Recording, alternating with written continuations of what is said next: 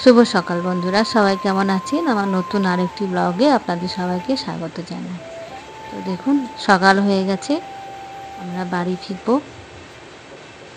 আর এটা আমাদের সাঁতরাগাছি স্টেশন ঢুকছে।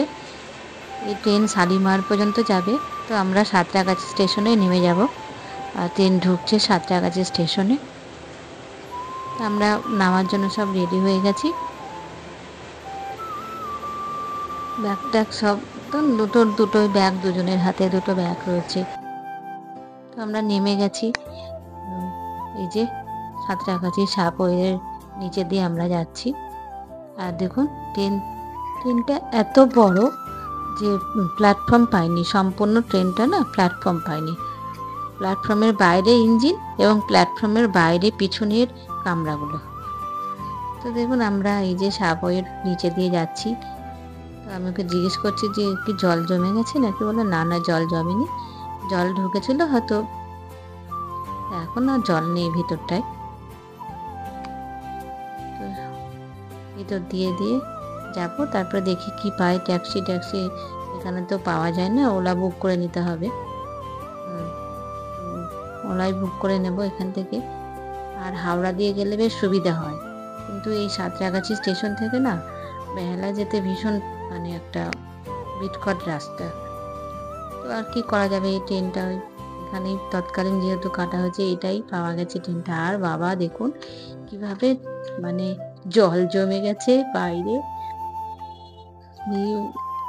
আমি তো কান্নাকাটি করে দিয়েছিলাম যে কিভাবে যাব, বলে না না, সাইড দিয়ে যাওয়া যাবে, এসো।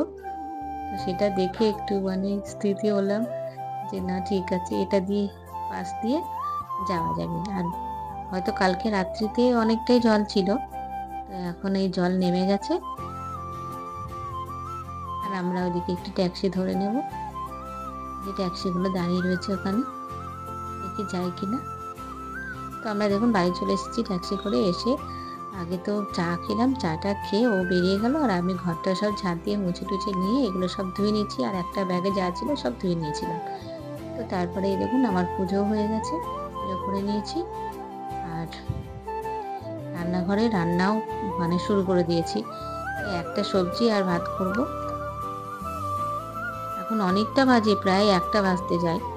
তো দেখুন আমার ভাতও হয়ে গেছে, আর এই যে সবজিটা সব মিক্স দিয়ে বড়ি দিয়ে একটা সবজি বানাচ্ছি।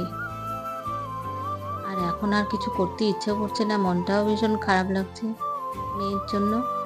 আর এইটাই ওর বাবা বললো যে এটাই করো, একটাই সবজি বানাও। আর এখানে ডিম এনে দিয়েছি, দেখি ডিমটা না হলে ভেজে নেব। আর একটু আলু ভাজবো আমার জন্য। আলু না ভাজলে আমি আবার খেতেও পারবো না। একে তো মন খারাপ, তার উপরে খাওয়া যাচ্ছে না, আর ভীষণ খিদে পেয়েছি জানি। তো দেখি একটু আলু ভাজবো আর এই ডিম ভাজবো।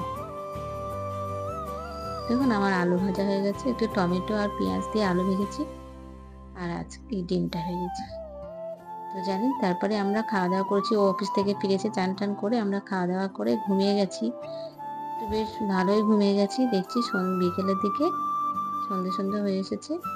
আর তখন কিন্তু সন্ধে হয়নি, কিন্তু এমন মেঘ করেছে মনে হচ্ছে যেন অনেক সন্ধে হয়ে গেছে। তো দেখুন বৃষ্টিও পড়ছে বিকেলে। তো আমি আমার ব্লগটি এখানেই শেষ করছি। আপনারা ভালো থাকবেন, সুস্থ থাকবেন। আমার ব্লগটিকে সাবস্ক্রাইব, লাইক আর শেয়ার করে দেবেন।